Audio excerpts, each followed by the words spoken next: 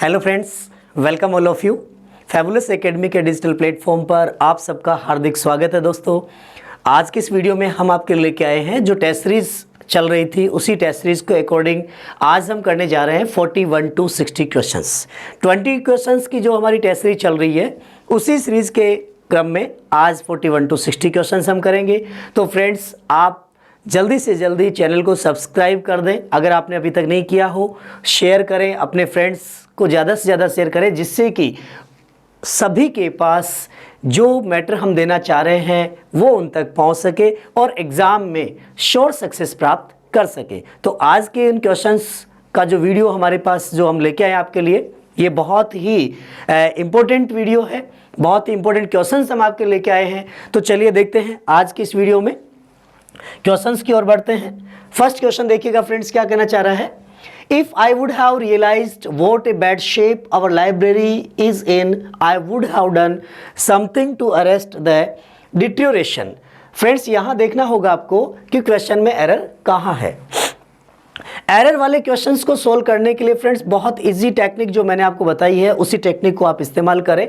देखिएगा, if close का जो सेंटेंस है इस में क्या होगा, if I would have realised. आपको प्रिंसिपल क्लोज और सबऑर्डिनेट क्लोज को पता लगाना है कि कौन सा प्रिंसिपल क्लोज है, कौन सा सबऑर्डिनेट क्लोज है। तो देखिएगा, if I would have realised, if वाला जो है ये इसमें क्या सबऑर्डिनेट क्लोज हो गया, राइट। तो what a bad shape our library is in, I would have done something to arrest the deterioration. Deterioration का अर्थ होता है किसी चीज की कमी होना, राइट। अब फ्रेंड्स, आप देखेंगे कि कंडीशनल सेंटेंस का जो रूल है, उसी रूल को आपको अप्लाई करना है। यहाँ क्या अप्लाई करना है कि इफ क्लोज से कोई सेंटेंस जुड़ा हुआ हो, तो इफ वाला सेंटेंस यदि किसमें हो, वो आपकी फर्स्ट फॉर्म दे रखी हो या फर्स्ट के साथ एस या ईएस दे रखा हो, राइट। तो क्या होगा, आगे जो प्रिंसिपल क्लोज होगा फ्रेंड्स, वो किस में होगा, फ्यूचर सिंपल में होगा। इट मीन्स मैं कहूँ कि विल और शैल के साथ वर्ब की फर्स्ट फॉर्म आएगी। ध्यान से समझना फ्रेंड्स इसको। अगर इफ क्लोज वाले वाक्य में वर्ब की सेकंड फॉर्म दे रखी हो, तो आगे जो सेंटेंस होगा उसमें क्या होगा, वुड और शुड होगा, राइट। और वुड शुड मॉडल है, मॉडल के साथ हमेशा वर्ब की फर्स्ट फॉर्म आती है। इसके बाद बात करते हैं कि अगर इसमें हैड प्लस वर्ब की थर्ड फॉर्म दे रखी हो, पास्ट परफेक्ट हो, तो क्या होगा फ्रेंड्स, यहाँ वुड हैव या शुड हैव, वुड हैव या should have plus V third. ध्यान रखिएगा। अब इन तीन कंडीशंस को अप्लाई करते हुए आप अपने सेंटेंस में एरर फाइंड आउट कर सकते हैं। दोस्तों देखिए कैसे करेंगे हम। If I would have realised, if clause के साथ में क्या दोस्तों, वुड हैव रियलाइज्ड। क्या इफ क्लोज के साथ वुड हैव रियलाइज्ड आ रहा है? नहीं आ रहा है। तो फ्रेंड्स, आपके पास आगे सेंटेंस जो प्रिंसिपल क्लोज का, उसमें क्या देखो, आई वुड हैव डन। ध्यान रखिएगा, यहाँ क्या है, वुड हैव डन दिया हुआ है, it means would have they रखा है। तो आपके पास सबऑर्डिनेट क्लोज के रूप में क्या होना चाहिए, हैड प्लस वर्ब की थर्ड फॉर्म आनी चाहिए। इट मीन्स मैं कह सकता हूं कि या इफ वुड हैव रियलाइज्ड के स्थान पे दोस्तों आपको क्या करना होगा, या हैड रियलाइज्ड करना होगा। क्या करना होगा, हैड रियलाइज्ड करना होगा, तब आपका ये आंसर बिल्कुल करेक्ट हो जाएगा सेंटेंस। तो एरर कहां हुआ फ्रेंड्स, ए ऑप्शन में क्या है, एरर है। आगे बढ़े, नेक्स्ट क्वेश्चन की ओर बढ़ते हैं, क्वेश्चन नंबर 42 की ओर। और क्वेश्चन नंबर 42 क्या कह रहा है, देखिएगा, he has been enhanced in position as a result of his diligence and integrity। ध्यान रखिएगा दोस्तों, यह सेंटेंस पहले आपको यह देखना है कि एक्टिव फॉर्म में है या पैसिव फॉर्म में है। दिया गया सेंटेंस हैज बीन ये बता रहा है कि ये पैसिव फॉर्म में है। तो आपके पास सेंटेंस का जो मीनिंग है उसको देखिएगा, क्या कह रहा है, he has been enhanced in position. उसने अपनी स्थिति में क्या कर लिया है, वृद्धि की है। As a result of his diligence, परिणाम स्वरूप, किसके परिणाम स्वरूप, हिज डिलीजेंस, अपनी मेहनत, एंड इंटीग्रिटी, अपनी एकता, अखंडता, अपनी लगन के बल पर, इसके बल पर उन्होंने क्या किया कि उसमें वृद्धि की है। ठीक है दोस्तों। तो देखिए क्या हुआ कि यह सेंटेंस में ही हैज बीन, जब सेंटेंस में ही जो है वो डूअर है। क्या है दोस्तों, डूअर है।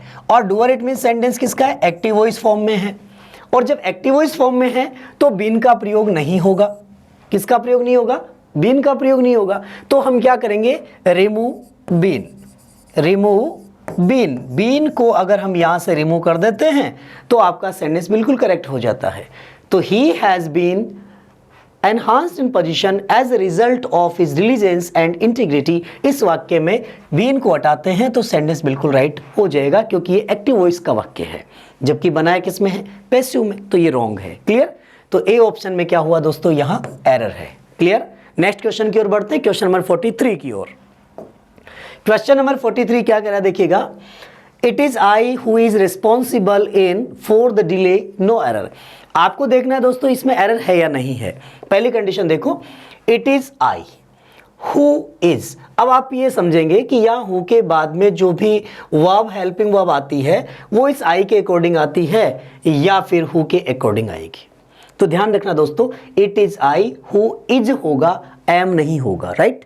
तो यहां बिल्कुल करेक्ट है, it is I who is responsible in for the delay no error. तो यहां सेंटेंस में किसी प्रकार का कोई एरर नहीं है।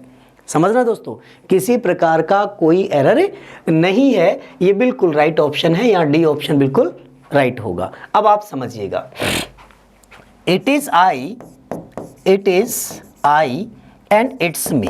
ध्यान रखिएगा दोस्तों, इट्स मी और इट इज आई, कौन सा सेंटेंस राइट होगा। और इसी को अगर ऐसा और लिखा जाए, इट्स मी इट्स आई।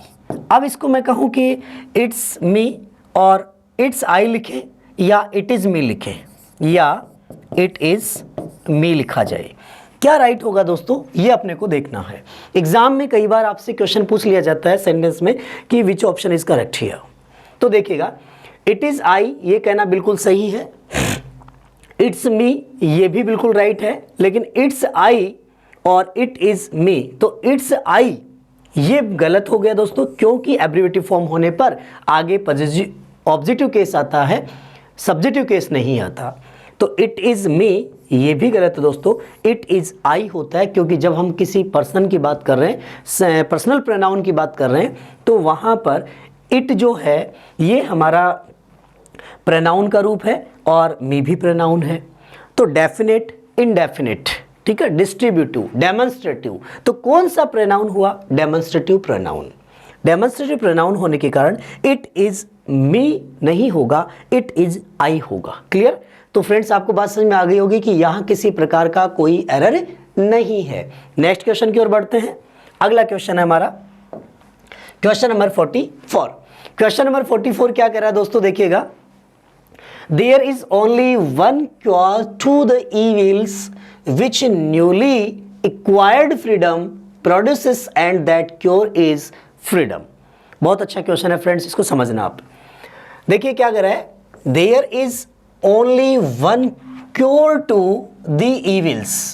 किसकी बात कर रहा है, एकमात्र उपचार है किसका, the evils, evils का, which cure to उपचार करना, evils which newly जो कि नई, न्यूली एक्वायर्ड जो अभी हाल ही में आवश्यकता है, न्यूली एक्वायर्ड फ्रीडम जो जिस स्वतंत्रता की हाल ही में आवश्यकता है, produces and that cure is freedom, और वही उस फ्रीडम का क्या है, क्योर है।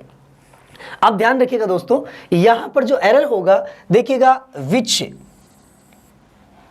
क्या the evils which newly, the evils which newly acquired, newly acquired. अब समझिएगा दोस्तों यहां पर क्या करना चाह रहे हैं हम, कि क्या यहां विच जो रिलेटिव प्रोनाउन है वो आ सकता है क्या, विच की कंडीशन क्या है। नंबर 1 कंडीशन, विच का प्रयोग किसके लिए होता है, थिंग्स के लिए, नंबर 1। नंबर 2 कंडीशन आती है, विच का प्रयोग होता है एट्रीब्यूट्स बताने के लिए, एट्रीब्यूट्स के लिए, विशेषता बताने के लिए, राइट। अब आप देखिएगा विच के बाद में नंबर 3 कंडीशन क्या है, कि विच अपने साथ में एक नाउन लेता है, क्या लेता है दोस्तों, नाउन लेता है। अब आप देखिएगा यहां कंडीशन क्या है, the evils which newly acquired, वो इविल्स वो बुराइयां जो हाल ही में आई है, ठीक है। तो यहां पर कौन सी बुराई, विच कौन सी जो हाल ही में आई है, यहां बुराई की विशेषता नहीं बता रहे हैं, वो बुराइयां जो हाल ही में आई है, इट मीन्स यहां विच को रिमूव करना होगा और विच के स्थान पर दैट का प्रयोग किया जाएगा। किसका प्रयोग होगा दोस्तों, दैट का प्रयोग किया जाएगा। तो यहाँ विच नहीं होगा, यहाँ दैट आना चाहिए, that newly acquired freedom produces. Clear? तो सेंटेंस में एरर कहाँ हुआ? बी ऑप्शन में आपके क्या है दोस्तों? एरर है। क्लियर? आगे बढ़ते हैं नेक्स्ट क्वेश्चन की ओर। अगला क्वेश्चन नंबर 45। क्वेश्चन नंबर 45 क्या कहना चाहता है? देखिए दोस्तों, he flew over extensively the Pacific last winter. देखिएगा, ही फ्लू, उसने उड़ान भरी, फ्लू हुआ उड़ा, उसने उड़ान भरी, ओवर एक्सटेंसिवली, बहुत ही व्यापक रूप से, एक्सटेंसिवली पूरे ऊपर तक, बहुत व्यापक क्षेत्र तक, वृद्ध क्षेत्र तक, ठीक है। Over extensively the Pacific last winter, पिछले विंटर में। तो ओवर एक्सटेंसिवली होता है या एक्सटेंसिवली ओवर होता है? एडवर्ब पहले आती है, प्रेपोजिशन पहले आती है? ध्यान रखिएगा दोस्तों, आपने स्पोका के रूल में पढ़ा है, जब हमने आपको एडवर्ब का रूल बताया उसमें आपने देखा था कि सेंटेंस में एडवर्ब पहले आएगी और प्रेपोजिशन बाद में आएगी। ध्यान रखिएगा, पहले एडवर्ब आती है, बाद में प्रेपोजिशन आती है। सीक्वेंस होती है, सब्जेक्ट होता है, वर्ब होती है, और वर्ब के बाद में ऑब्जेक्ट आ जाता है। इसके बाद सब्जेक्ट होता है, वर्ब हो सकती है, एडवर्ब हो सकती है, ठीक है, वर्ब एडवर्ब। और इसी प्रकार आपने देखा होगा कि सब्जेक्ट है, इसके बाद में हेल्पिंग वर्ब है, फिर एडवर्ब है, और फिर वर्ब आ जाती है। तो सेंटेंस में आपके पास यहां पर जो प्रेपोजिशन की अपन बात कर रहे हैं, पहले एडवर्ब आ जाएगी, उसके बाद में प्रेपोजिशन आएगी। तो सेंटेंस क्या होगा हमारा? यहां पर एक्सटेंसिवली ओवर होगा, extensively over, extensively over the Pacific. ध्यान रखिएगा, ओवर एक प्रेपोजिशन है, प्रेपोजिशन के बाद में क्या होना चाहिए? नाउन आनी चाहिए। तो आपके पास नाउन क्या दे रखी है दोस्तों? द पैसिफिक नाउन दे रखा है, ठीक है। इसलिए एक्सटेंसिवली ओवर होगा, ना कि ओवर एक्सटेंसिवली ही। ओवर एक्सटेंसिवली नहीं होता है, एक्सटेंसिवली ओवर होगा। तो ध्यान रखिएगा, जब प्रेपोजिशन की हम बात करेंगे, एडवर्ब की बात करेंगे, तो पहले एडवर्ब आएगी, उसके बाद में प्रेपोजिशन आएगी। क्लियर? आगे बढ़े। ये बेसिक सेंटेंस स्ट्रक्चर है दोस्तों, और सेंटेंस के बेसिक स्ट्रक्चर की पहचान 5 स्ट्रक्चर्स होते हैं, उन स्ट्रक्चर्स के आधार पे हम आगे बढ़ते हैं।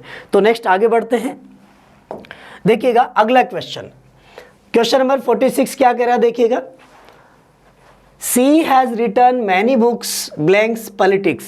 उसने बहुत सारी पुस्तकें लिखी हैं, किस पर? पॉलिटिक्स पर।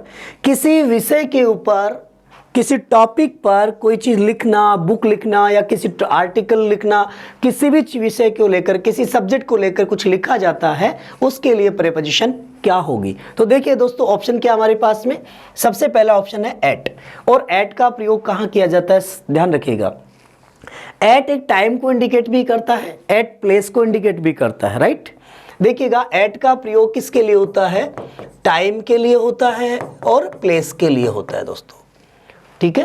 एट होम एक निश्चित छोटे प्लेस के लिए होता है, टाइम के लिए भी होता है, एट 9:30 PM, एट 2:30 PM, तो टाइम के लिए भी होता है, राइट। इसके बाद बात करते हैं फ्रॉम की। फ्रॉम का अर्थ क्या होता है? सेपरेट होना, अलग हो जाना, ठीक है। तो अलग होने के सेंस में, सेपरेट होने के सेंस में, सेपरेट होने के सेंस में क्या होता है? अलग होने के सेंस में फ्रॉम का प्रयोग किया जाता है।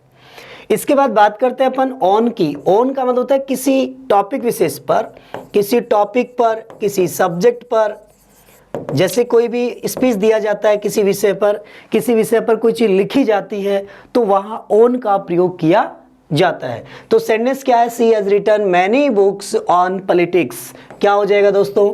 On politics. ध्यान रखना, कभी भी किसी भी विषय के ऊपर कोई बुक लिखी जाती है, कोई आर्टिकल लिखा जाता है, कोई स्पीच दिया जाता है, या अन्य कोई बात कही जाती है किसी भी टॉपिक पर, किसी टाइटल पर, किसी विषय पर, ऐसी स्थिति में ऑन का प्रयोग किया जाता है। क्लियर?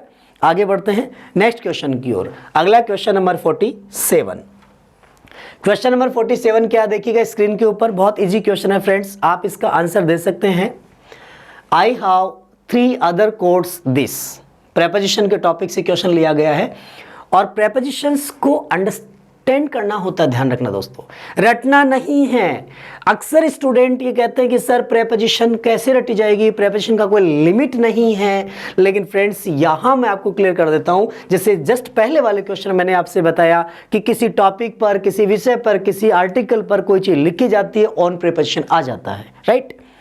अब बात करते हैं यहां इस सेंटेंस में कि over other quotes this I have 3 other quote, मेरे पास 3 कोट और हैं। इस कोट के दिस, यहां ध्यान रखिएगा दिस क्या है, एक प्रोनाउन का काम कर रहा है, ध्यान रखना दोस्तों, दिस प्रोनाउन का काम कर रहा है कि I have 3 quote other quote, मेरे पास 3 अन्य कोट हैं इस कोट के अतिरिक्त। तो किसी के अलावा, इसके अलावा मेरे पास 3 कोट और हैं, ये बात बताने के लिए प्रेपोजिशन क्या होगी, समझिएगा दोस्तों, बहुत आसान सी बात है। पहले कंडीशन बी साइड्स, देखिएगा बी का मतलब होता है होना, साइड का मतलब होता है अलग होना।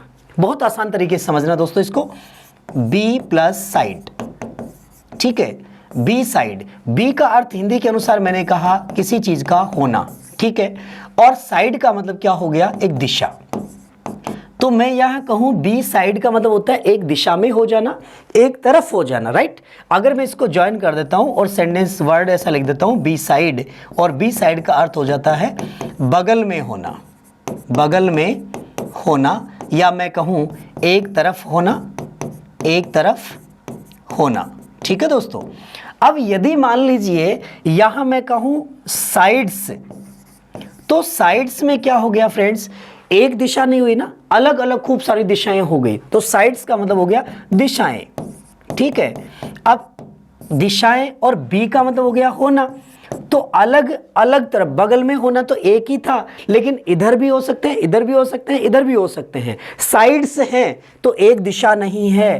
बी साइड्स अलग अलग दिशाओं में, अलग के अलावा, के बजाय, बी साइड्स के अलावा, के अतिरिक्त, ठीक है, के अतिरिक्त, के अलावा, तो बी साइड्स से यहां इसका अर्थ हो गया अलग अलग प्रकार से, इट मींस के अलावा। तो 3 कोट और हैं इसके अलावा, इस दिशा के बी साइड, बगल में होना, तो ये तो आंसर नहीं हो सकता। फ्रॉम से अलग होना, ये भी नहीं हो सकता। टू स्थान के नजदीक जाने के लिए होता है, ये भी आंसर नहीं हो सकता। तो आपका आंसर क्या हुआ दोस्तों, besides. I have 3 other quotes besides this, इस कोट के अलावा मेरे पास अन्य कोट भी हैं। तो यहां बी साइड्स आपका क्या हो गया, राइट आंसर हो गया। आगे बढ़े नेक्स्ट क्वेश्चन नंबर 48 की ओर। बात समझ में आ रही है दोस्तों, बहुत आसान सी चीजें हैं और एग्जाम की दृष्टि से बहुत इंपॉर्टेंट है, इसलिए आप ध्यान से पढ़िएगा इसको। Change direct speech into indirect speech. देखिए डायरेक्ट स्पीच है, सेंटेंस क्या कर रहा है, he said to her am I reading a novel. Question क्या है, इंटरोगेटिव सेंटेंस में पूछ रहा है और इनडायरेक्ट स्पीच बनाना है। बहुत आसान सी बात है दोस्तों। जैसे मैंने आपसे बताया था कि जब भी इंटरोगेटिव सेंटेंस दिया हुआ हो तो सबसे पहले क्या देखना है आपको, कंजक्शन देखना है। कंजक्शन क्या है, यदि हेल्पिंग वर्ब से सेंटेंस दिया हुआ हो तो कंजक्शन देखिएगा इफ या वेदर, इफ या वेदर देखना है, ठीक है। और यदि सेंटेंस में हेल्पिंग वर्ब से दिया है तो इफ या वेदर देखें, इफ या वेदर। और यदि सेंटेंस के अंदर आपको यहां पर WH वर्ड दिया हुआ आ जाए तो WH आपका क्या हो जाएगा, कंजक्शन हो जाएगा। क्लियर, आगे बढ़ते हैं तो सेंटेंस की ओर बढ़ते हैं। अब देखिएगा क्या कहना चाह रहा है, he said to her am I reading a novel. ठीक है, इस बात को समझने के लिए आपको क्या करना होगा, देखो देखो कि यहां कंडीशन क्या है, कंजक्शन, और कंजक्शन क्या आना चाहिए, देखिएगा इफ इफ इफ इफ, चारों में इफ है, इसका मतलब कंजक्शन राइट। इसके बाद क्या देखिएगा, यहां पर आई है, आई फर्स्ट पर्सन सब्जेक्ट के अनुसार, और सब्जेक्ट क्या है आपका, इस चीज को देखना है। सब्जेक्ट है ही, और ही के अनुसार यहां भी क्या होना चाहिए, ही होना चाहिए। और एम चेंज हो जाएगा किसमें, इज आर एम चेंज होते हैं वॉज वर्ब में। क्या होता है दोस्तों, इज आर एम चेंज होते हैं वॉज वर्ब में। तो आप क्या करेंगे, देखिएगा इज आर एम यदि दिया है तो इज आर एम चेंज हो जाते हैं वॉज वर्ब में। क्लियर, वोज वर्ब में चेंज हो रहा है तो यहां पर ही होगा, ही के साथ में क्या होगा, वोज। तो देखिएगा if he was, if I was reading, तो ये तो कैंसिल हो गया माय डियर। यहां देखिएगा if he was reading a novel, और यहां कंडीशन देखिए क्या कहना चाह रहा है, जब क्वेश्चन पूछ रहा है तो क्वेश्चन में क्या होगा, आस्क्ड का प्रयोग होता है। तो देखिएगा he asked her, he told her, तो टोल्ड कैंसिल हुआ। ही आस्क्ड टू, आस्क्ड के बाद में टू का प्रयोग नहीं होता है, कैंसिल। तो ए ऑप्शन आपका बिल्कुल राइट आंसर हो गया। क्लियर फ्रेंड्स, बात समझ में आ रही है। He said to her am I reading a novel, इस वाक्य में सबसे पहले कंजक्शन देखें, कंजक्शन के बाद आपके जो रिपोर्टेड स्पीच और रिपोर्टिंग वर्ब, तो रिपोर्टिंग वर्ब दे रखी थी सैड टू, सैड टू को चेंज करना है आस्क्ड में। आस्क्ड कहाँ है, ए और सी और डी में, तो सी में तो पहले ही कैंसिल हो गया, कंडीशन क्या हो गई, he asked her if I was, तो आई नहीं आएगा, इसलिए आपका राइट आंसर क्या हो गया, ए ऑप्शन आपका बिल्कुल राइट आंसर है। क्लियर, आगे बढ़ते हैं। नेक्स्ट क्वेश्चन देखिएगा क्या कह रहा है, I said to my servant do not sit in this room. ध्यान रखिएगा दोस्तों, यहां कंडीशन क्या है, सेंटेंस किस टाइप का है, इंपेरेटिव सेंटेंस है, इंपेरेटिव में नेगेटिव पार्ट है ये। तो देखिएगा do not sit in this room, इस कमरे में मत बैठिए, किसने किसको कहा है। इंपेरेटिव में क्या होता है दोस्तों, जैसे एडवाइज्ड भी की जा सकती है, ऑर्डर दिया जा सकता है, प्रोहिबिट भी किया जा सकता है। तो यहां देखना है आपको, I said to my servant, मैंने नौकर से कहा, तो मालिक नौकर से कहेगा तो नौकर क्या करेगा, ऑर्डर देगा, राइट। एडवाइस भी दे सकता है, ऑर्डर भी दे सकता है। इसके बाद जहां डू नॉट लगा हुआ है, यदि हम उसको पॉजिटिव में लेते हैं तो क्या होगा, नॉट टू का प्रयोग होता है। यदि हमारी रिपोर्टेड वर्ब जो है, रिपोर्टिंग वर्ब, यदि वो नेगेटिव सेंस शो करती है तो यहां से नोट को हटा दिया जाता है। बात समझ आ रही है दोस्तों, समझ लीजिएगा।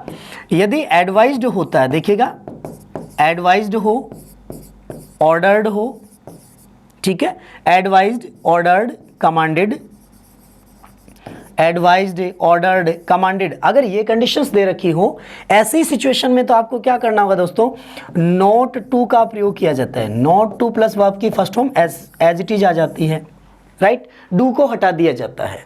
और यदि मान लीजिए रिपोर्टिंग वर्ब के रूप में प्रोहिबिटेड वर्ड काम में लिया जाए, प्रोहिबिटेड या डिनाइड वर्ड काम में लिया जाए, फॉरबेड वर्ड काम में लिया जाए, फॉरबेड, डिनाइड, प्रोहिबिटेड, ये वर्ड काम में लिए जाएं तो नोट को हटा दिया जाता है और टू प्लस वर्ब की first form as it is आती है। इट मीन्स मैं कहूँ कि यहाँ पर डू नॉट कंप्लीट हट जाता है, डू नॉट कंप्लीट हट जाता है और यहाँ हम सिर्फ डू को हटा देते हैं। बात समझ में आई दोस्तों, क्या करते हैं, सेड टू को यदि हम पॉजिटिव, एडवाइज्ड, ऑर्डर्ड, कमांडेड के रूप में लेंगे तो क्या होगा, नॉट टू का प्रयोग करते हैं, डू को हटा देते हैं, जैसे इस सेंटेंस में डू आया है। और यदि हम प्रोहिबिटेड, डिनाइड, फॉरबेड अगर करते हैं तो टू प्लस वर्ब की फर्स्ट फॉर्म लिखते हैं, डू नॉट कंप्लीट हट जाता है। अब चलिए सेंटेंस के ऊपर आइएगा। यहां हम क्या करेंगे, सबसे पहले कंजक्शन की बात करें तो कंजक्शन क्या होगा, टू, लेकिन पहले रिपोर्टिंग वर्ब की बात कर लेते हैं। सेड टू को चेंज किया तो यहाँ क्या है, टोल्ड है, यहाँ ऑर्डर्ड है, यहाँ भी ऑर्डर्ड है, यहाँ भी ऑर्डर्ड है। तो पहली कंडीशन आपके पास ये आई कि मैंने नौकर से कहा, मालिक नौकर से जब कहेगा तो ऑर्डर देगा, पहली शर्त। तो ए ऑप्शन आपका क्या हुआ, कैंसिल हो गया। सेकेंड ऑप्शन की ओर बढ़ते हैं, I ordered my servant not to sit in that room. देखिए दिस को चेंज करते हैं दैट में, तो बिल्कुल राइट है। इसके बाद देखिएगा सी ऑप्शन में बढ़िएगा, सी में क्या है, दिस, डी में भी क्या है, दिस। तो देखिए आप अपने आंसर तक पहुंच गए कि डी और सी तो आपका आंसर हो ही नहीं सकता माय डियर, क्योंकि आपने जो टाइम एडवर्ब्स दे रखी हैं, प्लेस एडवर्ब दे रखी हैं, उनको प्रेजेंट से पास्ट में चेंज किया जाता है। तो दिस का दैट होता है, नाउ का देन होता है, ठीक है। तो यहां पर दिस का क्या हो गया, दैट चेंज होगा, जो सी और डी में नहीं है, ओनली बी ऑप्शन में है। तो आपका बी ऑप्शन बिल्कुल राइट हुआ। देखिए ए ऑप्शन में भी दिस है, बी, सी में दिस है, डी में भी दिस है, तो आपका एग्जैक्ट आंसर आ गया कौन सा, बी ऑप्शन। क्लियर, आगे बढ़े नेक्स्ट क्वेश्चन की ओर। अगला क्वेश्चन देखिएगा, क्वेश्चन नंबर 50, और 50 नंबर क्वेश्चन क्या कह रहा है, देखिएगा इस चीज को समझिए। हर डेथ शॉक्ड मी, हर डेथ शॉक्ड मी। क्या करना है आपको, सेंटेंस को पैसिव में बदलना है, और पैसिव में बदलने के लिए आपने पढ़ा है कि यहाँ हर डेथ शॉक्ड मी, वो आपकी सेकंड फॉर्म है माय डियर। और जब कभी सेंटेंस में सेकंड फॉर्म दी हुई हो तो पैसिव में क्या होगा, वोज, वर प्लस वर्ब की थर्ड फॉर्म। अब वॉज वर्ब प्लस वर्ब की थर्ड फॉर्म देखिएगा, यहाँ क्या है, ऑब्जेक्ट कौन है, मी है, और मी का सब्जेक्टिव केस होगा आई, तो आई वो जाना चाहिए। तो देखिएगा आई वर, ए ऑप्शन बिल्कुल कैंसिल हो गया। I was shocked, I was shocked, I was shocked. अब देखिए आपने देखा होगा शॉक्ड के साथ में जो प्रेपोजिशन है वो क्या होगी, किससे शॉक्ड हुआ है, हर डेथ से। बाई होता है व्यक्ति के संदर्भ में, तो शॉक्ड एट हर डेथ। ध्यान रखना दोस्तों कि बाई होता है व्यक्ति के संदर्भ में, तो यहाँ व्यक्ति की बात नहीं हो रही है, इसलिए बी ऑप्शन कैंसिल हो गया। विद का प्रयोग होता है व्यक्ति के संदर्भ में, इसलिए ये भी क्या हुआ, कैंसिल हो गया। शॉक्ड के साथ में एट का प्रयोग किया जाता है, इसलिए आपका सी ऑप्शन बिल्कुल राइट है। ध्यान रखना दोस्तों, प्रेपोजिशन जब हम यूज करते हैं, पैसिव बनाएंगे, तो सब्जेक्ट को जोड़ने के लिए जो प्रेपोजिशन हम काम में लेते हैं, उन प्रेपोजिशन में क्या है, जैसे देखिएगा सरप्राइज के साथ में surprised at, satisfied, satisfied with, ठीक है, known to, known to, demanded to, demanded to, interested in, interested in का प्रयोग होता है, मैरिड टू का प्रयोग होता है, मैरिड टू। तो ध्यान रखिएगा दोस्तों, ये कुछ ऐसी वर्ब्स हैं जो अपने साथ बाई नहीं लेती हैं पैसिव बनाने पर। Surprised, satisfied, non, demand, interested, married, इनके साथ अलग अलग प्रेपोजिशंस लगती है। मोस्टली गलती क्या होती है दोस्तों कि हमेशा बाई का प्रयोग कर लेते हैं कि पैसिव बनाना है बाई लगा दीजिए। नहीं माय डियर, आपको समझना है सेंटेंस के अकॉर्डिंग जो वर्ब दे रखी है उसी के अकॉर्डिंग चलना है, राइट। आगे बढ़ते हैं क्वेश्चन नंबर 51 की ओर। क्वेश्चन नंबर 51 क्या कहता है देखिएगा, choose the correct one word. One word choose करना है फ्रेंड्स। देखिएगा पहला वन वर्ड क्या कह रहा है, the study of animal behaviour is called. जहां एनिमल बिहेवियर यानी कि जानवरों के व्यवहार का अध्ययन जिसमें किया जाता है उसे हम क्या कहेंगे। तो जानवरों के व्यवहार का अध्ययन जिसमें किया जाता है, पहला वर्ड है हमारे पास इथोलॉजी। क्या वर्ड है, इथोलॉजी। दूसरा वर्ड है इथनोलॉजी, एपिग्राफी और एंटोमोलॉजी। ध्यान रखिएगा दोस्तों, इथोलॉजी, इथनोलॉजी, इथनोलॉजी का प्रयोग किसके लिए होता है, ह्यूमन रेस के लिए हो रहा है। बहुत आसान सी बात है, आंसर ऑलरेडी दिया हुआ है। इथनोलॉजी ह्यूमन रेस के लिए, मानव प्रजाति का अध्ययन, मानव प्रजाति का जो अध्ययन किया जाएगा, मानव प्रजाति का अध्ययन किस विज्ञान के अंतर्गत किया जाता है, ह्यूमन रेस का, वो होता है इथनोलॉजी कहते हैं उसे। वन वर्ड क्या होगा, the study of human race is called ethnology. ध्यान रखिएगा दोस्तों। अगला है एपिग्राफी। ग्राफ शब्द आते ही आपको समझ लेना है स्टडी की बात हो रही है, ठीक है। तो इंस्क्रिप्शंस, इंस्क्रिप्शन किसको कहते हैं, शिलालेख को भी कहते हैं, शिलालेख या अभिलेख, शिलालेख या अभिलेख। अभिलेखों का जो अध्ययन किया जाता है उसे कहते हैं हम एपिग्राफी। क्लियर। इसके बाद में आता है एंटोमोलॉजी। एंटोमोलॉजी में क्या है, इंसेक्ट होता है, इंसेक्ट नहीं होता दोस्तों, इंसेक्ट्स। तो इंसेक्ट्स का जो अध्ययन किया जाएगा, स्टडी ऑफ इंसेक्ट्स।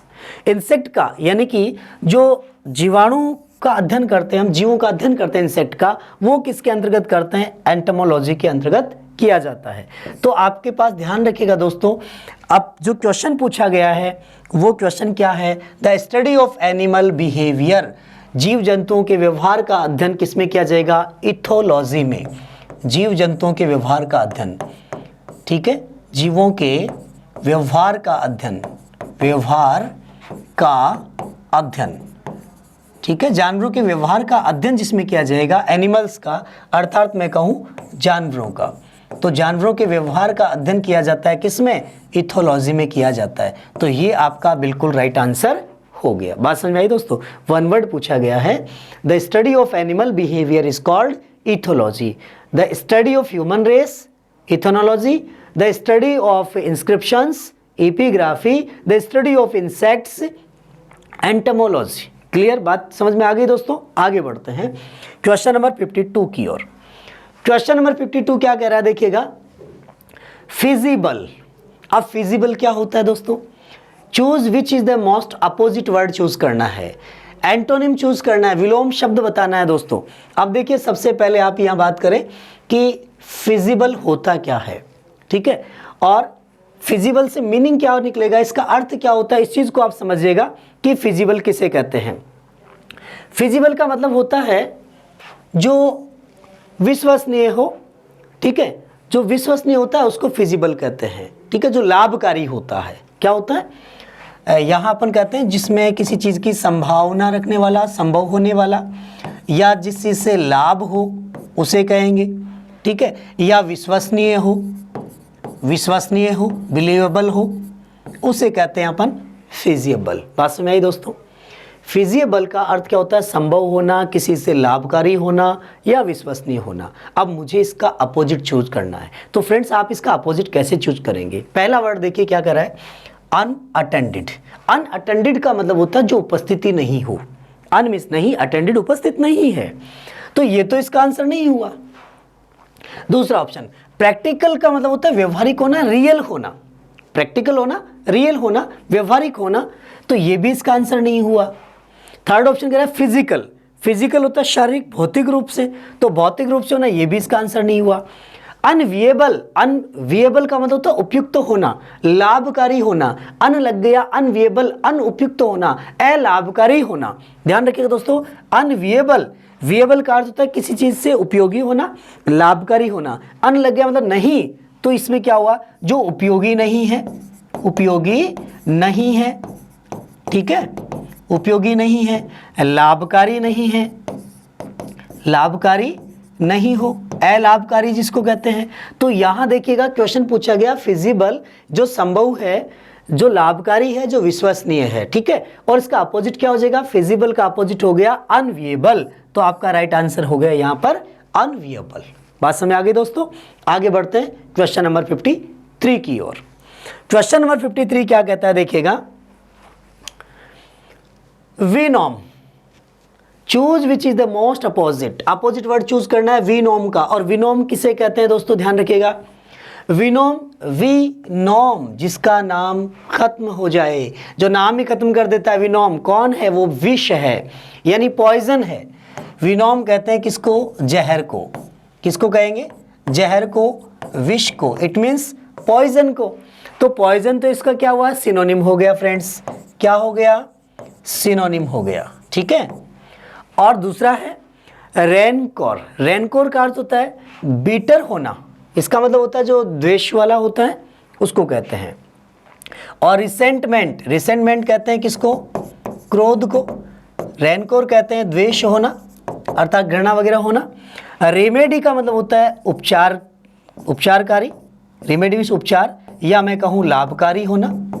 तो देखिएगा जो जहर है और एक रिमेडी है, पॉइजन क्या, विनोम क्या करता है, किसी चीज को नष्ट करने के लिए काम में ले जाएगा, और किसी चीज का सुधार करने के लिए क्या होगा, रिमेडी होगा। तो ध्यान रखिएगा रेमेडी इसका क्या हो गया, राइट आंसर हो गया। विनोम का अपोजिट अगर पूछा जाए तो क्या होगा, रेमेडी होगा। क्लियर।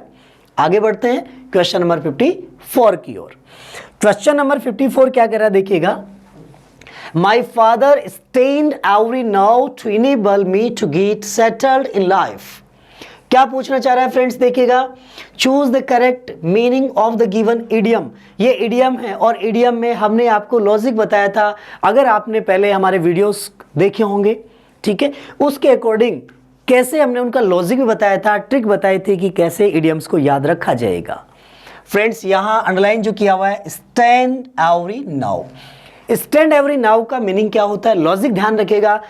मेरे पिताजी ने stand every now to enable me, मुझे उपयुक्त बनाने के लिए, to get settled in life, अपने जीवन में सेटल होने के लिए मेरे पिताजी ने मुझे क्या किया था, उन्हें बहुत स्टैंड एवरी नाउ, बहुत कड़ी मेहनत की थी।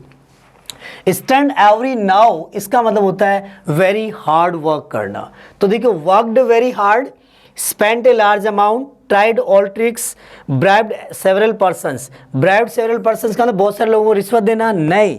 अगर आपको सफल बनाना है तो आपके पिताजी क्या किया, आपके पिताजी ने बहुत मेहनत की थी, राइट, बहुत कठिन मेहनत की थी। Tried all tricks, all tricks नहीं, spent all large amount, amount लगाने से कोई सफल नहीं होता दोस्तों। वर्कड वेरी हार्ड, कठिन मेहनत करना। जो कठिन मेहनत करता है, जो दिन रात जी तोड़ मेहनत करता है, टॉयल एंड मॉयल करता है, वही सफलता। स्टर्न एवरी नर्व, इस ट्रेन को नॉर्वे तक ले जाने के लिए मुझे बहुत मेहनत करनी पड़ी थी। ईस्टर्न एवरी नाउ का जो कीवर्ड काम में लिया था दोस्तों, वो कीवर्ड क्या था कि इस ट्रेन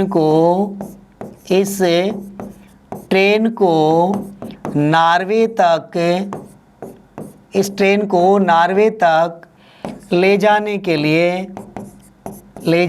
लिए कठिन मेहनत करनी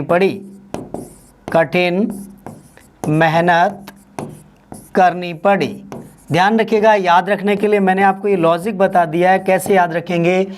इस ट्रेन, तो इस ट्रेन है तो इसको क्या बोला मैंने, इस ट्रेन को कहां तक, नॉर्वे का क्या हो गया, नॉर्वे। इस ट्रेन को नॉर्वे तक ले जाने के लिए कठिन मेहनत करनी पड़ी। तो कठिन मेहनत करना, इट मीन्स हार्ड वर्क करना, कठिन मेहनत। तो ये हो गया यहाँ हार्ड वर्क, कठिन मेहनत, और स्टर्न नर्व। क्लियर? तो यहां आपको बात समझ में आ गई होगी। इडियम का मीनिंग क्या निकला है, पिताजी ने क्या किया, वर्कड वेरी हार्ड। क्लियर? आगे बढ़ते हैं क्वेश्चन नंबर नेक्स्ट की ओर। अगला क्वेश्चन है 55। क्वेश्चन नंबर 55 क्या कह रहा है, देखिएगा दोस्तों। Choose the correct spelling of the word. आपसे बहुत सी स्पेलिंग्स एग्जाम में पूछ जाती है, जैसे ब्यूरो का स्पेलिंग पूछा जाता है, लेफ्टिनेंट का पूछा जाता है, कर्नल का पूछा जाता है। ठीक है, जनरली ये स्पेलिंग्स एग्जाम में पूछ ली जाती हैं और बहुत से स्टूडेंट कंफ्यूज हो जाते हैं। ठीक है, ऑबिडेंटली का स्पेलिंग है, ये ऐसी स्पेलिंग्स हैं जिनमें स्टूडेंट्स थोड़े कंफ्यूज हो जाते हैं। साइकोलॉजी है, सोशलॉजी है, फिजियोलॉजी है। ठीक है, तो देखिएगा यहाँ जो क्वेश्चन में दिया हुआ है, इस वर्ड को पहचाने आप कि कौन सा वर्ड है, क्या पूछा जा रहा है। देखिए पहला शब्द है कॉर्डिलिटी। तो लिटी, ध्यान रखिए सबसे पहले, कार्डियल आपने सुना है, कार्डियल। तो कार्डियल क्या है, हृदय से संबंधित है, कार्डियोलॉजिस्ट। तो कार्डियल, तो सबसे पहले आपको ध्यान रखना है, स्पेलिंग को याद रखने के लिए कैसे करेंगे। तो जल्दी से आप मुझे बताइए कि इसमें राइट स्पेलिंग कौन सा है, करेक्ट स्पेलिंग। वर्तनी अशुद्धि छांटिएगा। देखिएगा, कॉर्डियलिटी, कॉर्डियली। तो कॉर्डियली नहीं होता दोस्तों, कॉर्डियलिटी, कॉर्डियल और इटी, ITY इसमें सफिक्स जुड़ता है, कॉर्डियल मूल रूप से। तो कॉर्डियलिटी का स्पेलिंग यहाँ राइट क्या हो जाएगा, CORDIALITY, कॉर्डियलिटी। ठीक है, तो ये आपका राइट ऑप्शन हो गया। स्पेलिंग की तरफ विशेष ध्यान रखें दोस्तों। अगर आपका वोकेब अच्छा है तो एग्जाम में आप श्योर सक्सेस ले सकते हैं, क्योंकि क्वेश्चन को समझने के लिए वोकेब का आना जरूरी है। आगे बढ़ते हैं नेक्स्ट क्वेश्चन की ओर। Question number 56। We must be quick, we have blanks time. हमें बहुत जल्दी करनी होगी। वी मस्ट बी क्विक, हमें बहुत जल्दी करनी होगी। वी हैव टाइम, हमारे पास टाइम है, कितना। ध्यान रखिएगा दोस्तों, जब हमें बहुत जल्दी करनी है तो हमारे पास टाइम कितना होता है, बहुत कम टाइम होता है। इट मीन्स ऑप्शन की ओर बढ़े, ए लिटिल, थोड़ा सा, पर्याप्त है, पॉजिटिव है। फ्यू काउंटेबल के लिए आता है, इसलिए ये तो ऑप्शन हो ही नहीं सकता। नेक्स्ट ऑप्शन होता है लिटिल, FU, तो FU तो हो ही नहीं सकता। अब ए लिटिल और लिटिल में से ए लिटिल का मतलब होता है एनफ टाइम आपके पास में है, सफिशिएंट चीज आपके पास में है, ऐसी सिचुएशन में ए लिटिल होता है। जबकि बहुत, वी मस्ट बी क्विक, आपको जल्दी करना होगा क्योंकि टाइम बहुत कम है। तो एग्जाम आपकी बहुत नजदीक है, उसमें श्योर सक्सेस लेने के लिए आपको क्या करना है, वी हैव लिटिल टाइम, हमारे पास क्या है, लिटिल टाइम है। तो आपका आंसर क्या हुआ दोस्तों, लिटिल। क्लियर? आगे बढ़ते हैं क्वेश्चन नंबर 57 की ओर। क्वेश्चन नंबर 57 में क्या होगा, देखिए दोस्तों। Uneasy lies head that wear, यहां विराव नहीं है दोस्तों, ये वियर है, वियर क्राउन। तो देखिए क्या कहना चाह रहे हैं, uneasy lies blanks head that wear crown. बहुत आसान नहीं है सिर के ऊपर ताज को पहनना। ध्यान रखना, बॉडी पार्ट्स के लिए आर्टिकल द का प्रयोग किया जाता है। हमने आर्टिकल के टॉपिक में आपको बताया था, आपको याद होगा कि बॉडी पार्ट्स के लिए आर्टिकल द का प्रयोग किया जाता है। तो देखिएगा यहाँ पर क्या है, हेड की बात हो रही है और वियर द क्राउन की बात हो रही है। क्राउन मुकुट के लिए आता है, स्पेसिफिक हो गया, इसलिए द का प्रयोग किया जाएगा। और इधर आपके पास हेड की बात हो रही है तो यहाँ भी क्या होगा, द का प्रयोग होगा। और द हमारा डेफिनेट आर्टिकल है फ्रेंड्स, ध्यान रखिएगा, इसलिए ऑप्शन में क्या होगा आपका बी ऑप्शन बिल्कुल राइट ऑप्शन होगा। क्लियर, आगे बढ़े नेक्स्ट क्वेश्चन की ओर। Uneasy lies head that wears the crown, तो यहां आपका राइट ऑप्शन हो गया द। क्लियर, नेक्स्ट क्वेश्चन की ओर बढ़ते हैं। अगला question,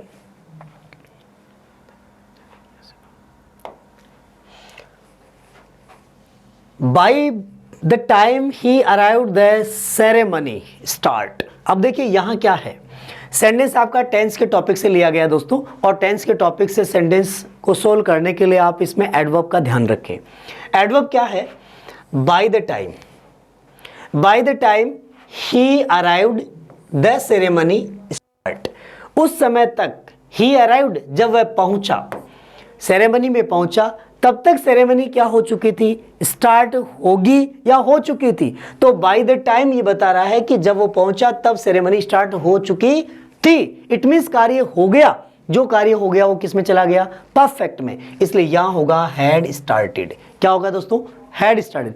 bye plus time past perfect को इंडिकेट कर रहा है, इसलिए by the time he arrived the ceremony, क्योंकि यहां क्या है, पास्ट है, और पास्ट में इधर सेकंड फॉर्म है, तो यहां हो जाएगा हैड प्लस वर्ब की थर्ड फॉर्म। तो यहां आपका आंसर हो गया had started. Clear, next question की ओर बढ़ते हैं, क्वेश्चन नंबर 59 की ओर। क्वेश्चन नंबर 59 क्या कह रहा है, he was driving the car so fast that it skidded on the snowy road. बहुत इजी क्वेश्चन है दोस्तों, देखिएगा इसमें आपको क्या करना है, करेक्ट ऑप्शन चूज करना है, कौन सा ऑप्शन सही है, क्वेश्चन को पढ़े कि ये एक्टिव में है या पैसिव में है। He was driving the car so fast that it skidded on the snowy road. यहां सेंटेंस में देखिएगा, ऑप्शन देखते हैं, पहला द कार वॉज ड्राइवन, यहां क्या देखो वॉज ड्राइविंग है, और वॉज ड्राइविंग पैसिव फॉर्म अगर लेना हो तो क्या करना है, बीइंग का प्रयोग, राइट। तो यहां देखिएगा पहले में क्या वॉज ड्राइवन, इसका मतलब ये तो आंसर नहीं हो सकता। Second option the car was being driven हो सकता है। थर्ड पे चलिएगा had been driven, had been नहीं होता क्योंकि पास्ट कंटिन्यूअस है। Fourth option the car has been driven, present perfect नहीं हो सकता दोस्तों, क्योंकि एक्टिव वॉइस वाला वाक्य हमारा किस में है, पास्ट कंटिन्यूअस में है। तो पास्ट कंटिन्यूअस में किसका प्रयोग होता है, बीइंग का प्रयोग किया जाता है। तो आपका राइट ऑप्शन क्या हो गया, बी ऑप्शन आपका बिल्कुल राइट ऑप्शन है। क्लियर, आगे बढ़ते हैं क्वेश्चन नंबर 60 की ओर। क्वेश्चन नंबर 60 क्या कह रहा है, देखिएगा दोस्तों, द टीचर सेड, टीचर ने कहा, it is time we did our work. बहुत आसान क्वेश्चन है दोस्तों, देखिएगा इट इज टाइम, यहां इट इज टाइम में कोई चेंजेस होगा क्या। सबसे पहले देखें कि यदि पास्ट टेंस में रिपोर्टिंग वर्ब दे रखी हो तो रिपोर्टेड स्पीच वाले का टेंस बदल जाता है। यहां टेंस बदला तो देखिएगा कंजक्शन हो गया दैट सबसे पहले, ठीक है। इसके बाद देखिएगा इट वॉज टाइम, तो यहां दे रखा इट वॉज टाइम, यहां भी इट वॉज टाइम, और यहां भी इट वॉज टाइम, यहां भी इट वॉज टाइम, बिल्कुल क्लियर है।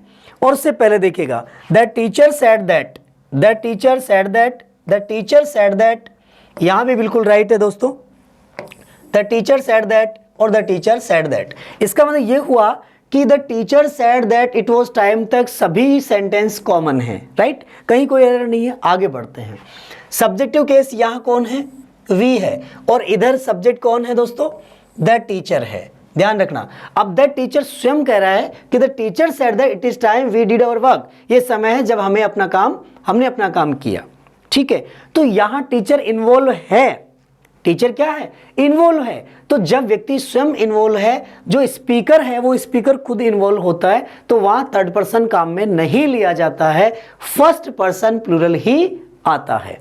तो दोस्तों यहां क्या होगा, देखिएगा दे का प्रयोग नहीं होगा, वी हैड डन, यहां पर क्या डिड, और डिड चेंज किस में होगा, सेकंड फॉर्म चेंज होती है हैड प्लस वर्ब की थर्ड फॉर्म में, हैड प्लस वर्ब की थर्ड फॉर्म में चेंज होती है। तो डिड आवर वर्क, तो क्या हो जाएगा, वी डिड को चेंज किया तो had done our work, change क्या हो जाएगा, देखिए यहां पर क्या है डिड, यहां भी डिड, तो ये तो कैंसिल हो गए फ्रेंड्स, ठीक है। यहां दे ये भी कैंसिल हो गया, और आपका राइट ऑप्शन आ गया बी ऑप्शन आपका बिल्कुल करेक्ट ऑप्शन होगा। बात समझ में आ गई दोस्तों, किस प्रकार से आया, कभी भी ध्यान रखिएगा जब स्पीकर स्वयं इन्वॉल्व होता है तो वहां थर्ड पर्सन का प्रयोग नहीं किया जाता। क्लियर, नेक्स्ट तो फ्रेंड्स, आज के इस वीडियो में आपने देखा 41 to 60 क्वेश्चंस की जो सीरीज थी, और नेक्स्ट वीडियो में हम आपके लेके आ रहे हैं 61 to 80 क्वेश्चंस की सीरीज।